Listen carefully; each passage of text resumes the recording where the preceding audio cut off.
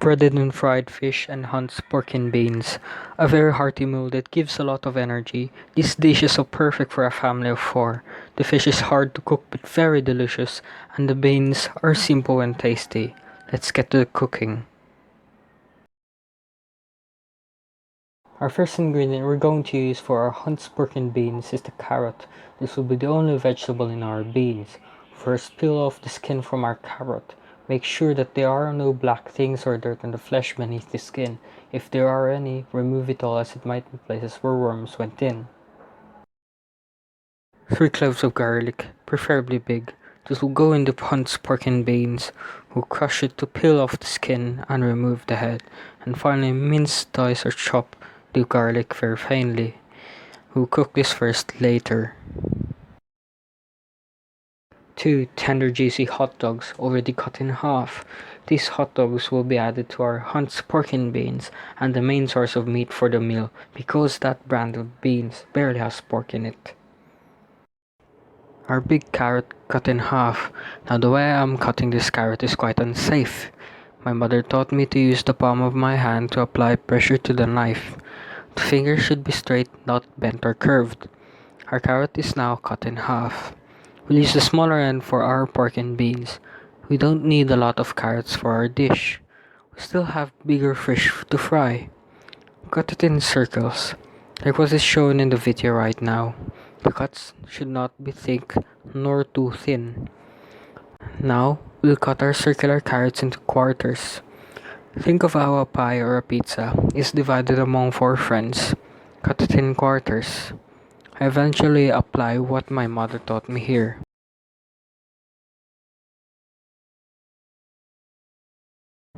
There we go. Time to cook the beans. Give the pan a touch of oil, then shake it, so the oil will spread out evenly across the bottom of the pan. This oil and pan doesn't need preheating anymore, because what we'll be cooking has lots of liquid in it, so in goes the garlic. After that, we stir the garlic and let it brown, but it needs to be stirred from time to time as garlic burns easily. After that, the hot dogs goes in. We'll do the same to the hot dogs. We'll stir it from time to time, then let it rest. And lastly, meat carrot. Our lone vegetable goes in the pan. We stir all the ingredients, then let it rest and cook inside the pan. Once it is done, we'll add Hunt's pork and beans, the main ingredient in this dish. This brand, Hunt's pork and beans, it's mostly beans and barely has pork in it, which is why we added the hot dogs and carrots to it. We'll add some water to get the remains in the can. If the sauce looks like water, don't worry, it'll thicken up. I'll season it with ground black pepper, a teaspoon of sugar, and a teaspoon of oyster sauce. Then mix those spices together. Once those steps are done, let it boil and cook. Now it's time to focus on our fish. I'll prepare the batter which will coat the fish. Crack the egg. I did it cleanly this time. The fish batter will be the main source of flavor of this fish. Season it with ground black pepper and lemon pepper. Don't put a lot of lemon pepper on the batter because it will taste like salt. Mix the ingredients after seasoning. Then add half a cup of flour. There will be a lot of batter left, so you can use it to coat vegetables and fry them.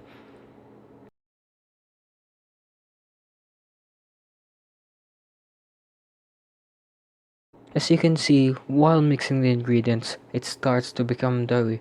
What's the solution? Gradually add water to the mixture. If it looks doughy again, add some water. Mix it all together until it looks like batter. Caution! Don't add all the water from the cup.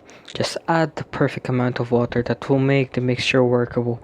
Add too much and it might no longer taste like batter, but water. So add water when it starts to become sticky. After the successful endeavor in making the batter, it's time to coat the fillet. The fish I'm using is the fillet of a wee fish called asohos. Put all 4 into the batter and make sure all parts of the fish is covered. Even the tail, it's edible and super crispy when cooked and eaten. Before covering it in breadcrumbs, you can marinate the fish in a batter. Try it out, it might be tastier. Also, you must let the batter drip from the fish. Don't let the breadcrumbs get wet. It will be unusable. The last step before frying, covering the fish in breadcrumbs. Make sure that all parts of the fish is covered, even the tail, and make sure that it will stick to the fish. But don't make the breadcrumb layer too thick. It will be harder for the fish inside to cook. If your fish undercooked, you messed up. Frying the fish. It's the hardest part. Gently lay down the fish on the pan. Don't throw it. Some hot oil might splash onto you. It's very dangerous. Let that side cook for a few minutes, then turn when it's golden brown. Now what you're seeing here is that I'm pressing my tongs onto the fish. It cooks the other side much faster, and some oil is squeezed out of the fish. I'll turn the fish once again. Ooh, look at that bubbling oil. Beautiful. I'm cooking that side once again.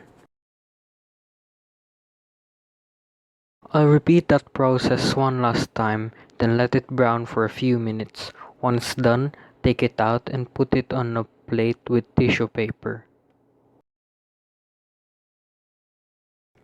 I'll repeat the last few steps for the 3 remaining fish fillets.